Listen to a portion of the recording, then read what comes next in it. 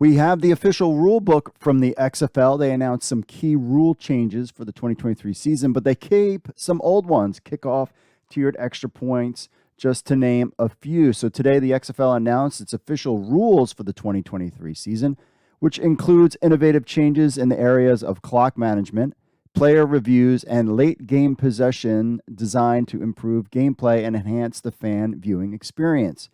Quote, "And our innovative rules are the cornerstone of our league and a clear example of our commitment to advance the game," said XFL President Russ Brandon. "These changes will increase possession and scoring options while remaining true to the spirit of the game. Popular rule innovations such as tiered extra points and double forward pass will carry over from the 2020 season, which is good. Fans wanted that. Teams will also continue to line up 5 yards apart on kickoff as they did in 2020, which resulted in fewer injuries and a 92% return rate. I have a feeling the NFL is very interested in that rule. Among the new game enhancements is an extra possession option, where in addition to an onside kick at any point during the game, teams may now attempt to retain possession by converting a 4th and 15 play from their own 25-yard line in the fourth quarter only. I believe the USFL had a similar rule as well. So this season, the XFL is also introducing a first-of-its-kind centralized command center for instant replay review and officiating, led by Dean Blandino, Vice President of Officiating and Playing Rules Innovation. I also believe the USFL did the same thing there. The fully cloud-based instant replay program offers live integration during replay reviews and oversight of officiating discrepancies during all 43 XFL games. Quote, "In short, we studied the positive changes in gameplay, player safety, and fan engagement made in 2020 and have enhanced them to make the game and viewing experience even more engaging," said Dean Blandino. "We're adding a new level of transparency with our officiating that no sport has ever provided, allowing us to be more consistent with our calls when there's a flag on the play. Instead of being separated in each stadium, my team and I will be together in the command center and will be responsible for initiating replay reviews and making streamlined decisions in real time." Do you want to check out the real XFL rule book? Well, they also have that online. It is, my friends, 126 pages long, full of all sorts of stuff. This is the official playbook. You can, if you really want to nerd out, you go to XFL News Hub or go to xfl.com and you want to check out the rule book. But you can see it's about 126 pages long if you're really interested in reading all about it, and you will be quizzed on it later. Not really.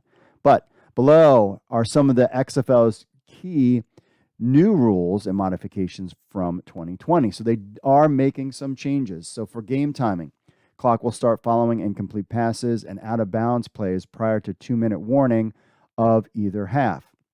Clock will stop following first downs after 2-minute warning of either half.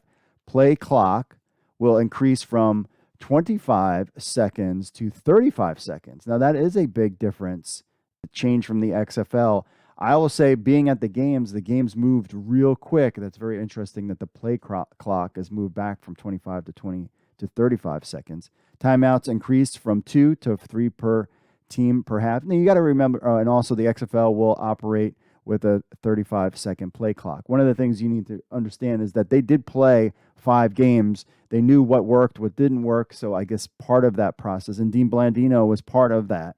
So I wonder if there will, how they make changes with that. That's kind of why they know what works and what doesn't. That's kind of interesting. Overtime, no coin toss, no one possession wins, no ties. Consists of alternating attempts from opponent's 5-yard line, 3 attempts per team, 2 points per score, or until the winner is decided. That's different. But the same thing where it's just basically a shootout, just not as many attempts. Options to keep the ball, 2 options to keep the ball after scoring, traditional onside kick anytime during the game, or 4th and 15 conversion from your own 25-yard line, a fourth quarter only thing. That's new. Instant replay. Head coaches are allowed one challenge of any officiating decision once per game, with final ruling made by designated members of the officiating department in the central location. Never been done before at this level. That's the difference, I think, maybe between the XFL's way of doing thing and the USFL, is having, they can, any rule that the coach can challenge, and they up in the booth, they get to decide. That's interesting.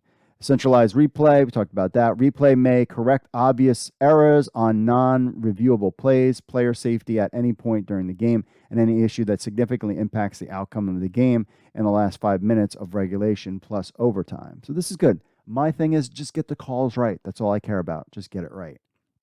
Kickoffs. Kicking team and return team start play 5 yards apart. Eliminates high-speed collisions and enhance player safety. More returns, less touchbacks.